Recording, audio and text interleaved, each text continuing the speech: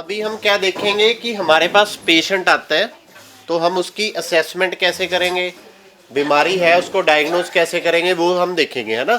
हमारे पास हम फॉर्म भरते हैं पेशेंट का, आप काउंसलर फॉर्म भरते हो, इनटेक, डॉक्टर परफॉर्मा भरता है ना। तो हमें असेसमेंट कैसे करनी है, डायग्नोज कैसे करना है, पेशेंट से बातचीत कैसे करनी है वो हम देखेंगे सेशन। असेसमेंट चालू कहाँ से होती है? इंट्रोडक्शन एंड हिस्ट्री टेकिंग, है ना। तो जब पहले हमारे पास आकर पेशेंट मिलता है, द पॉइंट जब से हम वो फर्स्ट कांटेक्ट में हमारे पास आता है, और चलती कब तक है? जब तक एंड तक हमारे पास जुड़ा रहता है वो, है ना। इवन के मेडिसिन बंद करने के बाद भी हम उसको बुलाते हैं फॉलोअप पे।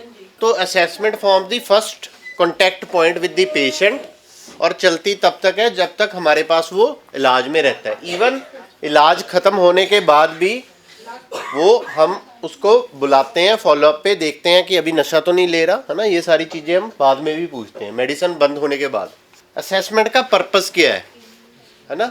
सबसे पहले हम स्क्रीन करते हैं। स्क्रीनिंग का मतलब क्या है? आप 4 सिम्टम स्क्रीनिंग करते हो, क्या होती है उसमें, क्या पूछते हैं हम?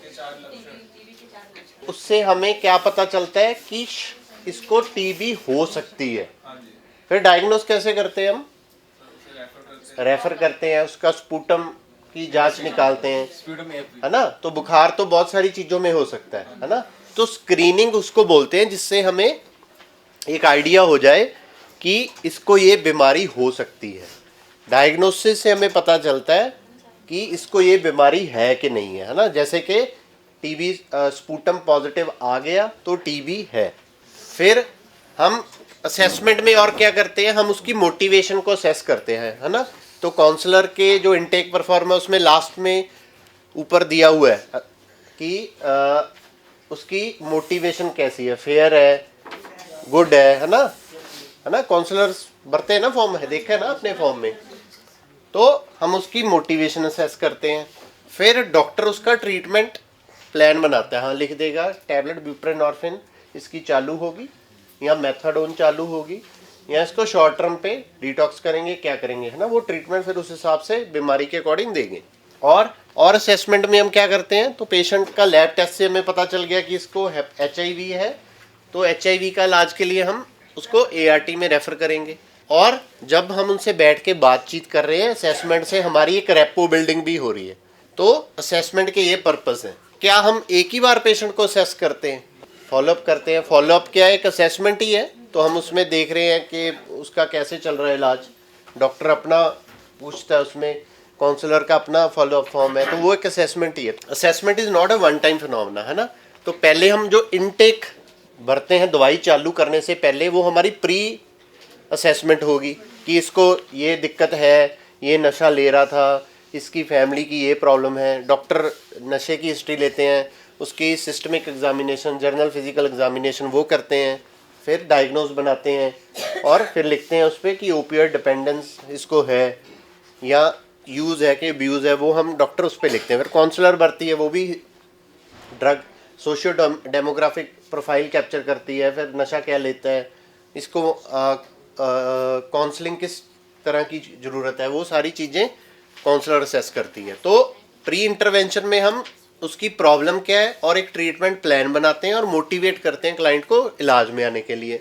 जब उसकी मेडिसिन चालू हो जाती है तो ड्यूरिंग द इंटरवेंशन हम पेशेंट के फॉलोअप करते हैं, है ना। तो पहले महीने आप कितने फॉलोअप करते हो? पहले महीने हम 4 फॉलोअप करते हैं पेशेंट के। फिर नेक्स्ट मंथ 15 डेज के बाद, है ना, तो फोर्टनाइटली करते हैं। फिर उसके बाद वंस इन अ मंथ। जैसे मैंने बताया कि इलाज खत्म होने के बाद भी हम उसका इलाज, मेडिसिन बंद हो जाती है, लेकिन डॉक्टर और काउंसलर ने उसको, पेशेंट को या आउटरीच टीम ने मिलना होता है। तो पेशेंट हमारे पास आता है या आउटरीच टीम उसके पास जाकर फॉलोअप करती है कि आप अभी नशे से मुक्त हो, कोई नशा तो नहीं ले रहे, है ना। तो ये सारी चीज़ें ब्यूप्रेनॉर्फिन गोली टेपर ऑफ करके बंद करने के बाद भी हम उससे बातचीत करते हैं। और रिलैप्स प्रिवेंशन जो हमें सिखाना होता है मेंटेनेंस फेज में, वो हम रीइंफोर्स करते हैं दोबारा। तो हमारे पास टूल्स क्या क्या है पेशेंट को असेस करने के लिए? तो एक तो क्लिनिकल टूल्स हैं, जिसमें डॉक्टर पेशेंट के साथ बैठेगा, हिस्ट्री लेगा, पेशेंट से भी ले सकते हैं, और हम उसके फैमिली मेम्बर से ले सकते हैं, या फिर कई बार आउटरीच टीम आती है, कोई ऐसा पर्सन जिससे इसके बारे में पता हो, है ना, तो उनसे हम हिस्ट्री लेंगे। डॉक्टर और क्या कर सकते हैं, फिजिकली एग्जामिन कर लेंगे, मेंटल स्टेटस देखेंगे, और हम प्रीवियस रिकॉर्ड भी पेशेंट का चेक करते हैं। कई बार क्या होता है, पेशेंट हमारे पास रेफर होके आया होता है ना, तो उससे भी हमें आइडिया हो जाता है कि ये आईसीटीसी वालों ने भेजा, ये एआरटी वालों ने भेजा कि नशे की बीमारी से पीड़ित था, है ना, तो वो रिकॉर्ड लेके आता है। या उसने पहले कई बार कहीं और साइकेट्रिस्ट से इलाज लिया होता है, तो वहाँ से भी हमारे पास पेशेंट जो है आ जाते हैं, है ना। तो हमें एक आइडिया हो जाता है प्रीवियस उसका हिस्ट्री देख के कि इसको ये बीमारी थी या है ना। फिर हमारे पास इन्वेस्टिगेशन है, हम पेशेंट की कितनी उसको फिजिकल दिक्कत आ चुकी है, किस डिग्री तक, हम वो भी जांच कर सकते हैं। हम सीबीसी निकाल सकते हैं, उसे हम जो हेपेटाइटिस के पेशेंट हैं उनके प्लेटलेट कम हो जाते हैं, उनका एचबी कम हो जाता है। हम एलएफटी निकालते हैं, वही एलएफटी से भी हमें आइडिया हो जाता है कि ये बड़े हुए हो सकता है इसको, है ना, कि इसको जॉन्डिस ना हो, काला पीलिया ना हो। हम रीनल टेस्ट करते हैं, हम एचआईवी, ब्लड बॉर्न इन्फेक्शंस के टेस्ट निकालते हैं सारे, क्योंकि हमें पता है ये हाई रिस्क एक्टिविटी में इंडल्ज होते हैं पेशेंट, और सुई सिरिंज एक दूसरे से शेयर करते हैं। फिर हम पेशेंट का यूरिन ड्रग स्क्रीनिंग भी कर सकते हैं, उससे भी हमें आइडिया हो जाएगा कि कौन सा नशा लेता है। लेकिन क्या ये टेस्ट करने ओएसटी से पहले अनिवार्य हैं कि हम ऐसे भी स्टार्ट कर सकते हैं, है ना, इम्पोर्टेंट है ना। तो अगर आपके फैसिलिटी में टेस्ट है ना, आपके जहाँ पे भी आप हॉस्पिटल में काम करते हो, अगर वहाँ पे फ्री में होते हैं तो आप करवा सकते हो, लेकिन कंपलसरी नहीं है। तो फिजिकली देखने में डॉक्टर को पता लग जाता है कि आंखें पीली हैं, कोई जॉन्डिस तो नहीं है ना। अगर सीओपीडी है, बहुत ज़्यादा सिगरेट लेता था, तो उसका भी एक आइडिया हो जाता है, वो प्रॉपरली सांस नहीं ले पाता, तो ऐसे, या उसकी पॉट बेली है, असाइटिस हो गया, ये सारे डॉक्टर जो है उसको देख लेते हैं फिजिकल एग्जामिनेशन में या सिस्टमिक एग्जामिनेशन में।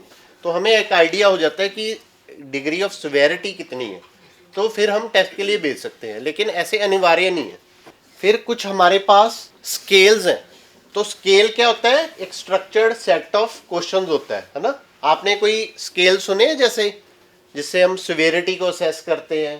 स्ट्रक्चर्ड सेट ऑफ क्वेश्चंस रहते हैं, उसमें कुछ क्वेश्चन दिए होते हैं जिससे हमें पता लग जाता है कि इसको ये क्वेश्चन में टिक लगा है तो इसके 2 पॉइंट है, और टोटल करके उसके पॉइंट निकाल लेते हैं, उससे हमें पता चल जाता है इसको बीमारी है कि नहीं है। जैसे ये केज क्वेश्चनेयर है, ये 4 क्वेश्चनों का एक सेट है, पेशेंट इसको कोई भी लगा सकता है, ये स्क्रीनिंग टूल है। सी का मतलब है कट ऑफ। क्या आपने जीवन में कभी शराब कम करने की कोशिश की? अब कम तो वही करने की कोशिश करेगा जो डेली का आदी हो गया। तो एक क्वेश्चन ये है, अल्कोहल में लगाते हैं, कोई भी लगा सकता है, इवन पीयर एजुकेटर भी लगा सकता है। ए, क्या आप अनॉयड हुए हो कि लोग आपको बोल रहे हैं कि शराब बंद करो, और उसकी वजह से परेशान? अब कौन लोग बोलेंगे शराब बंद करने को? जो इतना ज़्यादा पी रहा था कि लोगों को बोलना पड़ रहा है, तो इससे एक सिवेरिटी का पता लग रहा है। फिर तीसरा इसमें क्वेश्चन है गिल्टी। अब गिल्टी किसको फील होगा? एक बारी पीने वाले को शायद गिल्टी नहीं महसूस होगा, जो डेली पी रहा है, घर वाले फिर बोल रहे हैं। क्या आपको शराब की वजह से कभी गिल्टी महसूस हुआ कि मैं इतनी क्यों पी रहा हूँ? तो ई हो गया आई ओपनर। आप कभी सुबह उठते सार आपने शराब पी है, आँख खुलते ही? शराब लोग वैसे यूजुअली कब पीते हैं? शाम को पीते हैं, है ना। जो इंसान अब दिन में पी रहा है उठते सार खाली पेट, मतलब बीमारी जो है गंभीर रूप में है ना। तो ये 4 क्वेश्चन से एक आइडिया हो जाएगा कि इसको शराब की बीमारी हो सकती है। तो ऐसे स्ट्रक्चर्ड सेट ऑफ क्वेश्चंस है ना। तो एडिक्शन सिवियरिटी इंडेक्स है, क्लिनिकल ओपियड विड्रॉल स्केल है ना, इससे पता लग जाता है विड्रॉल कितने, माइल्ड, मॉडरेट, सीवियर। तो ऐसे स्ट्रक्चर्ड सेट ऑफ क्वेश्चंस रहते हैं, तो उनसे हमें एक आइडिया हो जाता है कि इसको ये बीमारी है, कितनी गंभीर है। तो उनके ऐसे पॉइंट दिए होते हैं, तो ये पॉइंट पे टिक है तो मतलब इतना उसका स्कोर आ गया, तो हाँ इसको ये दिक्कत हो सकती है। तो हमारे पास क्लिनिकल के बाद लैब इन्वेस्टिगेशन, उसमें हम ड्रग स्क्रीन कर सकते हैं। अगर डोप टेस्ट जिसको हम बोलते हैं, उसमें यूरिन में ड्रग आ जाएगा तो पता लग जाएगा कि हाँ चिट्टा लेता है। तो क्लिनिकल में हम पेशेंट के साथ बैठ के बातचीत करते हैं, और फैमिली मेंबर अगर हमारे पास है उनसे भी हम हिस्ट्री लेते हैं। वो बताएंगे कि हाँ जी पहले ये नशा लेता था, अब ये पिछले महीने से ये ले रहा है, इतनी बार ले रहा है ना। तो ये सारी चीज़ें हम पेशेंट या पेशेंट के फैमिली मेम्बर से भी पूछ सकते हैं। और क्लिनिकली असेस करने के लिए एक साउंड इंटरव्यू स्किल्स, कैसे उससे बातचीत करनी है, ये आनी चाहिए। तो वो हम देखेंगे बेसिक इंटरव्यूइंग स्किल्स, कि हम कैसे पेशेंट से बातचीत करें। ये आप सब लोगों को आती है, लेकिन हम कई बार क्या करते हैं, इसको प्रैक्टिस में नहीं लेके आते। तो ये बहुत ज़रूरी है, क्योंकि इन छोटी छोटी चीज़ों से पेशेंट के साथ हमारा अच्छा रेपो बिल्डअप होता है।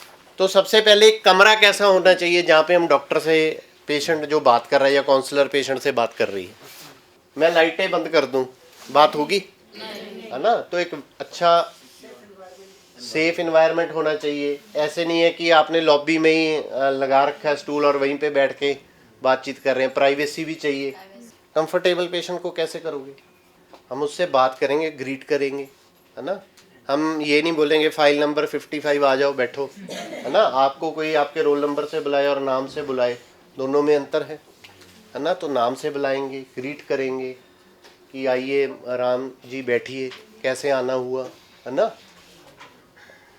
बिठाएंगे, ऐसे नहीं है कि आप बैठे हो वो खड़ा है, फिर तो इंटेरोगेशन होगी, है ना। तो ये सारी कुछ चीज़ें हैं जो बेसिक हैं। Physical arrangement, audio visual privacy होना चाहिए, है ना। तो ऐसे नहीं है कि 10 लोग बाहर खड़े हैं, वो देख रहे हैं और सुन रहे हैं कि पेशेंट अपने जीवन, वो बताएगा कैसे फिर, है ना। तो बहुत सारी चीज़ें वो मिस कर देगा, बोलेगा ही नहीं। नशे में नहीं होना चाहिए, वो भी देखेंगे। कमरे में वेल लाइटेड होना चाहिए, ऐसे नहीं है कि अंधेरा ही है। तो कई बार क्या होता है, पेशेंट मुंह से कुछ और कहता है, बॉडी लैंग्वेज उसकी कुछ और बता रही होती है ना। पेशेंट को बैठाना है कंफर्टेबल, ऐसे नहीं कि नीचे बैठा दिए या खड़ा ही है वो और आप बैठे हैं। फिर आप ग्रीट करते हैं उनको, है ना, उनके नाम से बुलाएं, है ना। ये सारी चीज़ें। और कॉन्फिडेंशियलिटी, पेशेंट को आप सेशन शुरू करने से पहले अगर ये बात बोल देंगे कि ये बात हमारे बीच में रहेगी, अगर आप कंफर्टेबल है, फैमिली मेम्बर के साथ बातचीत करना चाहते हैं, या हम इनको बाहर भेज दें, आपकी परमिशन के बिना हम किसी को नहीं बताएंगे। और एक हम सीधा ही पूछने लग जाएं, दोनों में फिर क्या अंतर है, है ना। तो उसमें रेपो भी ज़्यादा बनेगी और पेशेंट जो है बोलेगा कि हाँ डॉक्टर साहब ने मेरे को बोला है कि मेरी बात कॉन्फिडेंशियल रहेगी और किसी को नहीं बताएंगे। तो इससे रेपो बिल्डअप होगी कि नहीं पेशेंट के साथ। हम ओपनिंग टेक्निक से स्टार्ट करेंगे, है ना। तो पेशेंट को will make him sit in a comfortable environment, है ना। उसके नाम से बुलाएंगे, फाइल नंबर से नहीं बुलाएंगे, है ना, या ओपीडी नंबर इतने को बुला लो, ऐसे नहीं। और हम अपनी बॉडी लैंग्वेज का भी ध्यान रखेंगे, हम कैसे बैठे हैं। ऐसे नहीं है कि हम फोन ही देख रहे हैं, पेशेंट इधर खड़ा है हम उधर को देख रहे हैं। तो हमारी बॉडी लैंग्वेज भी जो है, आपने देखा होगा जो बाहर काउंसलिंग रूम्स रहते हैं ना डॉक्टर के, उनमें टेबल भी नहीं लगा होता, वो बीच में से टेबल भी साइड कर देते हैं ताकि उसकी बॉडी लैंग्वेज, कई बार क्या पेशेंट पैर हिला रहा है ऐसे, तो पैर हिलाने का मतलब क्या होता है, एंजाइटी हो सकती है, कोई नर्वसनेस, एंजाइटी, है ना। तो हमें एक आइडिया हो जाएगा, अगर बीच में ये टेबल लगा रहेगा तो हमें पता नहीं चलेगा। डॉक्टर पेशेंट को सामने नहीं बिठाते, इधर साइड में बिठाते हैं ताकि उनको पता रहे, पेशेंट पूरा विजिबल रहे। और हमें सेंसिटिव रहना है। कई बार पेशेंट बोलेगा कि जी मैंने अपनी मम्मी की चेन बेच दी थी नशे के लिए, मैंने अपने घरवाली का अपनी मैरिज रिंग बेच दी, है ना। तो हमने ये नहीं कहना है यार तुम बड़ा वो है कि तुमने तो ये काम कर दिया गलत, डांटने नहीं लग जाना, सेंसिटिव रहना, है ना। तो हम कैसे बोल सकते हैं, हम ये बोल सकते हैं कि आपको नशे की बीमारी की वजह से काफ़ी दिक्कतों का सामना करना पड़ा, रेदर देन सेइंग के तूने अपनी मम्मी की अपनी एक ही रिंग थी शादी वाली वो भी बेच दी, एंगेजमेंट वाली। तो दोनों में अंतर है, किसका ज़्यादा प्रभाव पड़ेगा, जो पहले हमने बात की कि आपको नशे की बीमारी की वजह से काफ़ी दिक्कतों का सामना करना पड़ा, है ना। तो ऐसे वो हम किस तरीके से उससे बात करेंगे वो भी बहुत मायने रखता है। और पेशेंट को ज़्यादा बोलने देना, ऐसे नहीं है कि हम ही बस लेक्चर देते जा रहे हैं ना। तो अगर हम ज़्यादा बोलते रहेंगे तो पेशेंट जो है अपना प्रॉपरली बातचीत नहीं बता पाएगा। तो जब उसके साथ आपने उसको कंफर्टेबली बिठा दिया, उसको ग्रीट करके नाम से बुलाया, बिठा दिया और समझा दिया कि हमारे बीच में जो बात है कॉन्फिडेंशियल रहेगी। कई बार क्या होता है कि पेशेंट आपके पास आएगा, डॉक्टर साहब अभी मेडिसिन चालू कर दो, तो उसको समझाना है कि देखो 1 घंटा तो लगेगा पूरा असेस करने में, तो पहले आपने बताया होगा तभी वो बैठ के आपकी बात को सुन पाएगा। ठीक है, अगर आपने शुरू कर दिया फाइल बनाने में ही 2 घंटे लग गया, आपने बताया ही नहीं है, फिर वो जल्दबाजी ज़्यादा करेगा। अगर पहले से ही बताया होगा तो वो उसके लिए भी आसान रहता है और हमारे लिए भी, है ना।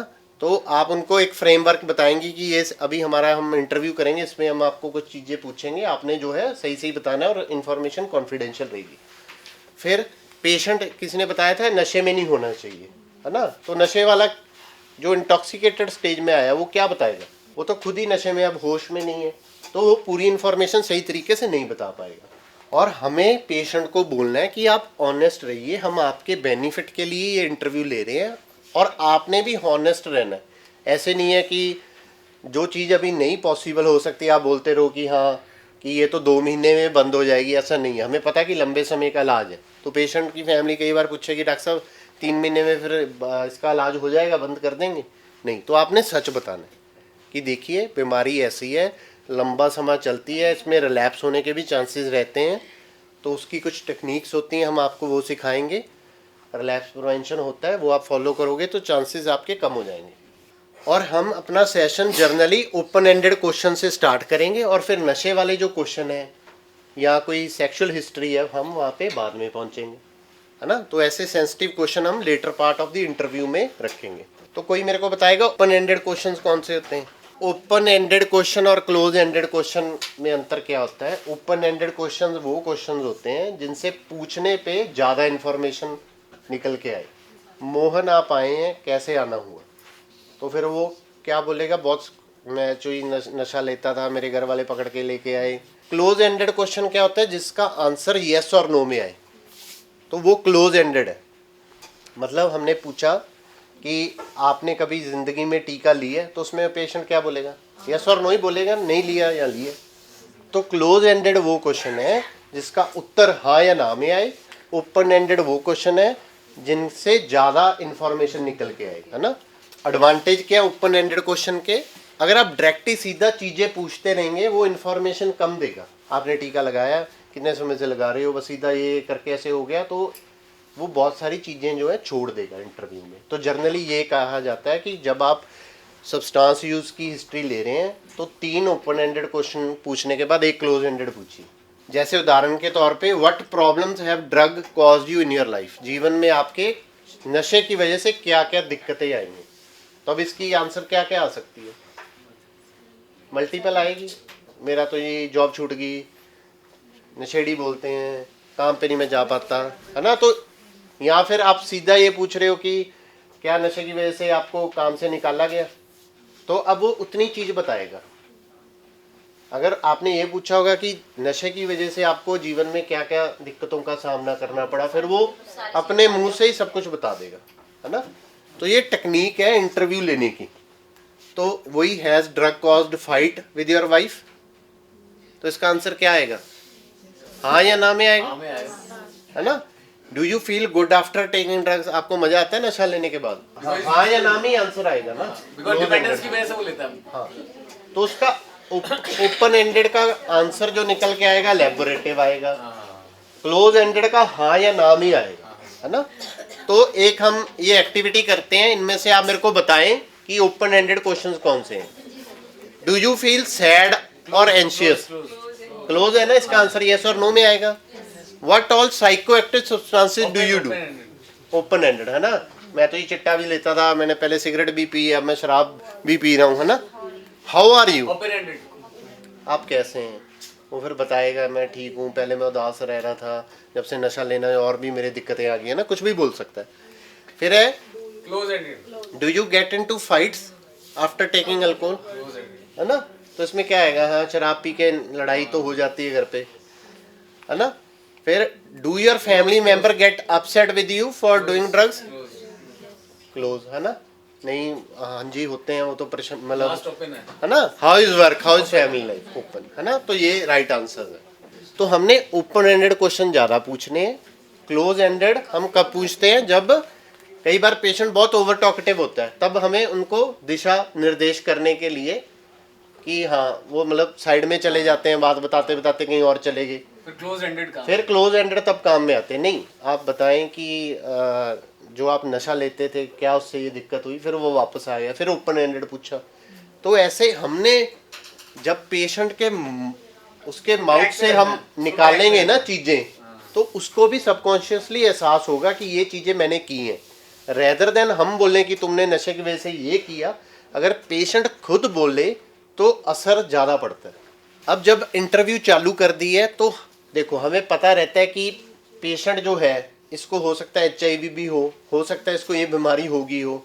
तो हमें कई बार क्या लगता है कि यार जल्दी जल्दी ख़त्म करें सब और इसको बता दें कि हाँ बुप्रेनॉर्फिन देंगे और बस ये आपका चालू करेंगे। तो ऐसे प्री मैच्योर एडवाइस नहीं देनी है, पहले उसकी पूरी बात सुननी है और ओपन एंडेड क्वेश्चंस पूछ के बातें और निकलवानी है, ठीक है।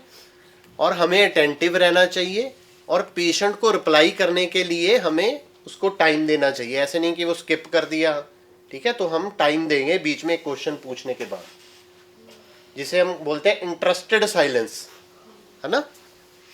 फिर अगर उसने जीवन में कोई भी छोटी छोटी पॉजिटिव चेंजेस लेके आया वो, तो हम उसे अप्रिशिएट करेंगे, है ना। जैसे हमारे पास फॉलोअप पे पेशेंट आते हैं तो हम उससे बोलेंगे ठीक है आप बहुत बढ़िया पिछले 1 महीने से रेगुलर आ रहे हो, या वेरी गुड, है ना। बहुत सारे ऐसे पेशेंट भी होते हैं जो स्टार्ट करते हैं और आ नहीं पाते, आपने अपने लिए बहुत अच्छा काम किया, है ना। तो ऐसे छोटी छोटी चीज़ों के लिए हमें अप्रिशिएट करना है और हमें सिंपथी नहीं दिखानी है कि बेचारे ने नशे की वजह से घर से निकाला गया, बेचारे ने चोरी करके पकड़ा गया, बेचारे की दोस्त की डेथ होगी, बेचारा नहीं, एम्पैथेटिक होना है ना। एम्पैथेटिक मतलब उसके शूज़ में अपने पैर रख कर देखने हैं कि अगर मैं इस स्थिति में होता तो क्या होता, है ना। सिंपथी मतलब पिटी करना, है ना, ये दिखाना कि ये बेचारा बेसहारा है, वो नहीं, अपने पैर उसके शूज़ में रखकर देखना, उसके दुनिया को समझना, इसको हम एम्पैथी बोलते हैं। एम्पैथेटिक रहना है और हमें जजमेंटल नहीं होना, है ना, किसी भी पॉइंट पे। पेशेंट कई बार ये ऐसी सेंसिटिव इन्फॉर्मेशन देता है कि मैंने चोरी की, मैंने वहाँ पे ये सिलेंडर उठा लिया, है ना, आप सोचने लग जाओ ये कैसा क्रिमिनल है। ऐसे नहीं सोचना, है ना, जजमेंटल नहीं होना। हमें पता है कि हम ये इन लोगों को ये बीमारी की वजह से ये कुछ करना पड़ा। लिसनिंग स्किल, है ना, ध्यान से सुनना इंपॉर्टेंट है कि नहीं, ये भी एक आर्ट है, ये स्किल है। लिसनिंग का मतलब ये नहीं है कि खाली मैं बोल रहा हूँ आप मेरे को सुन रहे हैं, लेकिन मेरे को कैसे पता चलेगा कि आप मेरे को सुन रहे हो, आंसर कर रहे हैं और क्या कर रहे हो, रिस्पॉन्स दे रहे हैं, सिर हिला रहे हो, है ना, आई टू आई कॉन्टेक्ट कर रहे हो, पार्टिसिपेट कर रहे हो। तो अगर आप फ़ोन देखते रहेंगे या मैं आपको देखूंगा नहीं, बातचीत नहीं करूंगा, तो वो पैसिव लिसनिंग हो जाएगी, है ना। आप कोई रिस्पॉन्स ही ना करो, बैठे रहो, सो जाओ, है ना, तो वो इधर से हम डाल रहे हैं इधर से निकल रहे हैं, है ना। तो आप रिस्पॉन्स कर रहे हो, आप रिप्लाई कर रहे हो। लिसनिंग में हमें खाली पेशेंट क्या कह रहा है और नहीं भी कह रहा उसकी बॉडी लैंग्वेज से वो भी देखना है। पेशेंट ने हमारे से क्या बताया, हम अगर अटेंटिव होंगे तभी सुनेंगे, फिर वही चीज़ को हम आगे यूज़ करेंगे कि आपने बताया था कि आपने पहले नशा छोड़ा, 3-4 महीने छोड़ के रखा, है ना। तो इंटरव्यू के बाद आप ऐसी चीज़ें रिफ्लेक्ट बैक करते हैं, तो वो हमें ध्यान में रखना है, हमें अटेंटिव होना है और पेशेंट क्या बता रहा है, क्या कम्युनिकेट करना है, वो हम वापस बताते हैं पेशेंट को। जैसे आपने अभी बताया कि इंटरव्यूअर को कैसे पता चलेगा, जो स्पीकर है, क्लाइंट जो बोल रहा है, डॉक्टर को समझ में आ गया। डॉक्टर इंटरव्यू ले रहा है, पेशेंट की असेसमेंट कर रहा है या काउंसलर ले रही है, पेशेंट को कैसे पता चलेगा कि डॉक्टर को समझ में आ रहा है। तो डॉक्टर सिर हिलाएगा, बोलेगा, है ना, रिप्लाई बैक करेगा, है ना, आई टू आई कॉन्टैक्ट बनाएगा, एप्रोप्रिएट फेशियल एक्सप्रेशन जैसे आप बना रहे हो वैसे बनाएगा, तब पेशेंट को पता चलेगा कि सुन रहे नहीं, डॉक्टर फ़ोन पे देख रहा है, घड़ी देख रहा है। अच्छा, 2 तरीके की लिसनिंग है, पैसिव लिसनिंग और एक्टिव। तो पैसिव में क्या होगा, जस्ट लिसनिंग, है ना, जैसे हम जिम में जाते हैं, गाने सुन रहे हैं, मार तो जिम रहे हैं लेकिन गाने भी सुन रहे हैं साथ में। पैसिव लिसनिंग में इंसान को कोई स्पेशल एफर्ट नहीं डालना पड़ता, कोई सिर नहीं हिलाना पड़ता, कोई आई टू आई कांटेक्ट नहीं रखेगा, है ना, बस सुनता रहेगा, है ना, कोई एक्शन नहीं परफॉर्म करता speaker, no nodding of head, कोई हम हूँ नहीं बोल रहे, कोई रिप्लाई नहीं कर रहे। जैसे कि उदाहरण तौर पे अभी बताया म्यूजिक, से बात कर रहा हूँ। या बीवी, हम टीवी देख रहे हैं, बीवी कोई कंप्लेंट कर रही है और हम टीवी देख रहे हैं, तो ये सारी पैसिव लिसनिंग की एग्जांपल होगी। तो इससे क्या लगता है, लिसनर इंटरेस्टेड नहीं है, जो डॉक्टर इंटरव्यू ले रहा है वो इंटरेस्टेड नहीं है, पेशेंट जो है वो डिसएंगेज हो जाता है ना। पेशेंट बोलेगा डॉक्टर साहब तो मेरी बात सुनते ही नहीं है, इनको बताने का कुछ फायदा नहीं है ना। तो हमें पैसिव लिसनिंग नहीं करनी, एक्टिव लिसनिंग करनी है। एक्टिव लिसनिंग में क्या फर्क होगा, एक्सप्रेशंस, हम फेशियल एक्सप्रेशन, है ना। तो हम या तो वर्बली कुछ बोलेंगे या हमारी बॉडी लैंग्वेज कुछ बताएगी, है ना।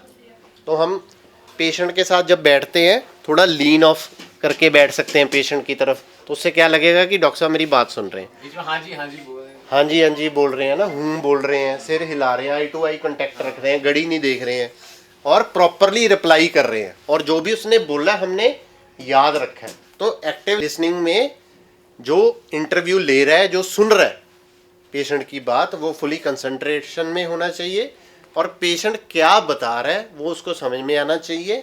और हमें थॉटफुली, जैसे मैंने बोला कि आपने चेन बेच दी अपनी मम्मी की, ऐसे नहीं, थॉटफुली, मतलब आपको नशे की बीमारी की वजह से काफ़ी दिक्कतों का सामना करना पड़ा, तो ये थॉटफुली हमने आंसर दिया बैक, है ना। तो इससे पेशेंट को जजमेंटल नहीं लगेगा कि यार डॉक्टर भी वही चीज़ बोल रहा है ना। तो थोड़ा सा तरीका बदला है ना। तो थॉटफुली हम रिस्पॉन्स करेंगे, और रिस्पॉन्स तभी कर पाएंगे अगर हमने पेशेंट की बातों को याद रखा मन में। एक्टिव लिसनिंग में पेशेंट की हम बॉडी लैंग्वेज जानते हैं, वो उसके फेस पे क्या आ रहा है। कई बार हम क्वेश्चन पूछेंगे कि हमारे फॉर्म में है, कभी आपने चोरी तो नहीं की, कोई केस तो नहीं हुआ, वो चुप हो जाएगा, इधर उधर देखेगा, है ना। हो सकता है ऊपर से बोल दे कि हाँ नहीं की, लेकिन उसकी बॉडी लैंग्वेज बता रही है कि नहीं, कुछ तो गड़बड़ है। तो हमें कि ये आइडिया हो जाता है, इसलिए बॉडी लैंग्वेज देखना पेशेंट का वो भी इम्पोर्टेंट है। एक्टिव लिसनिंग एक टू वे कम्युनिकेशन है, ऐसे नहीं है कि बस गाने सुनते जा रहे हैं, और है ना, तो दोनों इन्वॉल्व होते हैं उसमें। और हम वर्बल और नॉन वर्बल कम्युनिकेशन से इस लिसनिंग को एग्जीक्यूट करते हैं। तो नॉन वर्बल हम कैसे करेंगे, हम एक तो लैंग्वेज एक्सप्रेशन, नॉडिंग करेंगे, है ना। तो पेशेंट बोल रहा है कि आप, जैसे मैं आपको समझा रहा हूँ तो आप सिर हिला रहे हो, तो मेरे को पता लग रहा है कि हाँ आप सुन रहे हो। और हम इंटरेस्टेड साइलेंस देंगे, मतलब पेशेंट को बोलने का समय देंगे। ऐसे नहीं कि एक के बाद एक चीज़ें पूछते जाएंगे। आपने सवाल पूछा कि जैसे ओपन एंडेड आप पूछ सकते हो कि नशे की वजह से आपको जीवन में क्या क्या चीज़ें मतलब गलत करनी पड़ी, रैदर देन ये पूछना कि क्या आपने कभी चोरी की नशे की वजह से। हमारे क्वेश्चन में तो ये हमारे जो इनटेक परफॉर्म है उसमें है कि ड्रग यूज़ की सोर्स कहाँ से है, अपनी कमाई से ले रहे हो कि चोरी करके ले रहे हो, ये हमारे परफॉर्मा में है। लेकिन उसको पूछना कैसे है, ऐसे, rather than asking directly close ended question नहीं पूछना, ओपन पूछना, है ना। तो हो सकता है कि वो आपको ऐसी भी कोई और information they they which we not expecting, हाँ, है ना। तो ओपन एंडेड क्वेश्चन का ये फायदा है। और हम अवॉइड करेंगे डिस्ट्रैक्शंस को, है ना। जैसे फिजिटिंग नहीं करेंगे, हम बैठ के घड़ी नहीं देखते रहेंगे, है ना। तो उससे लगेगा डॉक्टर साहब मेरी तो बात ही नहीं सुन रहे हैं, टाइम ही देख रहे हैं बार बार, या फ़ोन पे बात कर रहे हैं और इंटरव्यू ले रहे हैं। ये तो हो गया नॉन वर्बल, है ना। तो हम कैसे कम्युनिकेट करेंगे कि हम पेशेंट की बात को सुन रहे हैं। अब हम देखेंगे हम वर्बली कैसे बोल सकते हैं, ना। तो हमारे पास कुछ टेक्निक्स होती हैं, ये काउंसलर्स को पता होता है ना, लेकिन इसको कोई भी सीख सकता है। रिपीटिंग, पैराफ्रेजिंग और रिफ्लेक्टिंग। तो इसका मतलब क्या है, रिपीटिंग का मतलब होता है जो पेशेंट ने बोला आप वही बोल रहे हो वापस। उदाहरण के तौर पे कोई चिट्टे वाला पेशेंट है, वो बोल रहा है कि I feel like I have lost control over my life. Doctor क्या बोलेगा, you feel like you have lost control over your life. बात तो सेम ही बोली है, लेकिन बोलने का तात्पर्य क्या है, क्यों बोल रहा है, क्योंकि पेशेंट को लगे कि डॉक्टर साहब को मेरी बात समझ में आ गई, इन्होंने सुनी है बात, तब हम वो दोहराते हैं।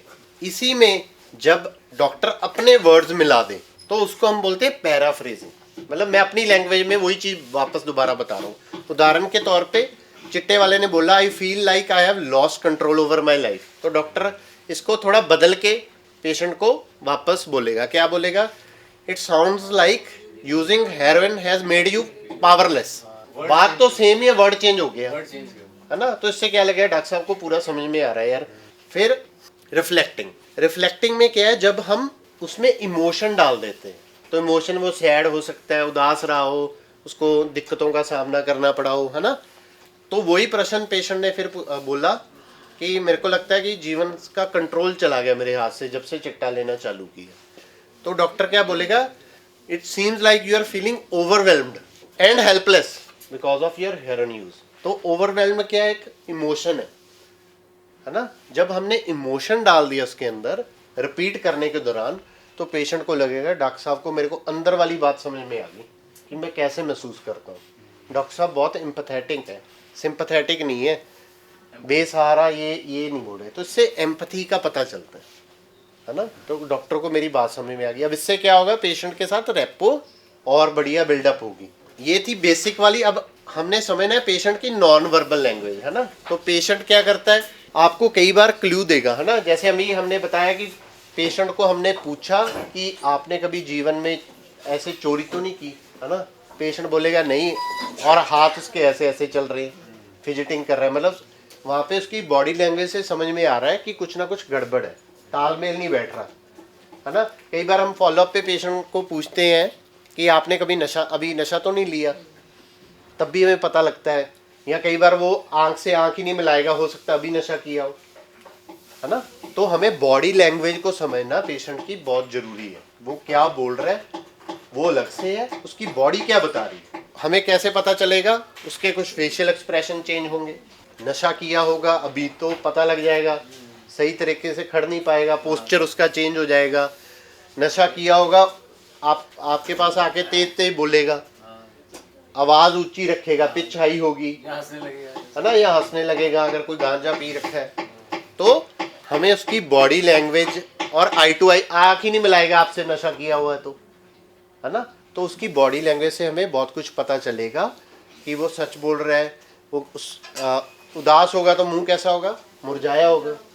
Summarising this basic and special skill, कि पेशेंट जो भी नशा लेते हैं लोग, उनसे बातचीत करना है, हमें ट्रस्ट बनाना है, रेपो बिल्डअप करना है। ट्रस्ट कैसे बनेगा, अगर उनको यकीन होगा कि ये किसी से नहीं बताएंगे, तो आप इंटरव्यू से पहले बोलोगे कॉन्फिडेंशियलिटी के बारे में। रेपो आपके क्वेश्चन पूछने के तरीके से बनेगी, आप नॉन जजमेंटल रहोगे, उनकी बात को अच्छी तरह से सुनोगे, तब बनेगी। ग्रीट करोगे, नाम से बुलाओगे। पेशेंट को रेपो जब बन जाएगी तो पेशेंट आपसे कोई भी बात इजीली डिस्कस कर पाएगा। उसके लिए एक रिलैक्स्ड एनवायरनमेंट, ऐसे नहीं है कि गैलरी में लॉबी में बैठ के इंटरव्यू कर रहे हो, अच्छे एनवायरनमेंट में बैठ के उसको इंटरव्यू कर रहे हो, और आप रिस्पेक्टफुल और प्रोफेशनल हो, है ना। ऐसे नहीं कि अपनी घर की बातें, दोस्ती नहीं डालनी, एक प्रोफेशनल रिलेशनशिप रखना है, और जजमेंटल रहना है, नॉन जजमेंटल, है ना। जजमेंटल नहीं होना कि तुमने तो ये कर दिया था, तुम तो फिर आ गए, है ना। तो ऐसी बातें नहीं करनी। वो तो सारा दिन ये चीज़ों को सुनता ही है।